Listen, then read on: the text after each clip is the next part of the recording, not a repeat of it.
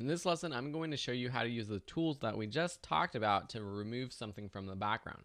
Here's this shot, and you can find it by going to the folders and opening up background power lines image.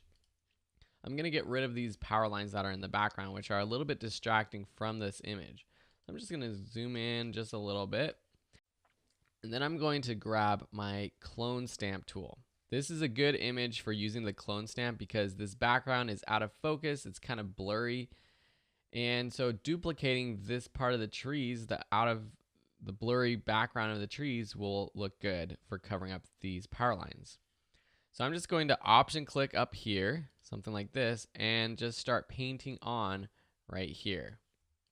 You got to be aware of where the branches are, and maybe where the branches are, like come in here really close. Take your clone stamp tool, make it really small, and then just copy and paste where these branches are, something like so. Same with down here, copy and paste the branch so that it goes on top of the actual power line. Then again, using the clone stamp tool to cover up all of these power lines. You gotta be careful if you go to the edge of the photo.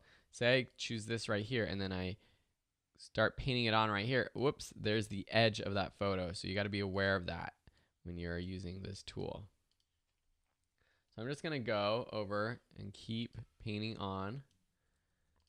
Make sure that I'm completely covering up this power line. Sometimes using a bigger brush with more feathering actually looks good. So I'm just going to make this a little bit bigger. Make the hardness not as hard. Go pick some down here. Something like that. See, I got some of his hair right there, so I'm going to just cover that up again. And another thing you can do is just kind of go over it a couple times just to make sure that the pattern isn't just the same over and over. Okay? So over around his hair, you got to be a little bit more precise. Get in there like so.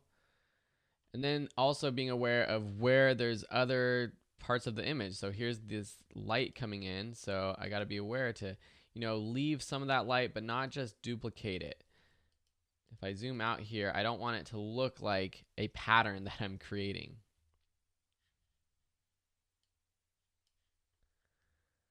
So it's looking pretty good, and this is just a pretty easy photo to remove the background because the background is so blurred out and there's a lot of stuff going on in the background.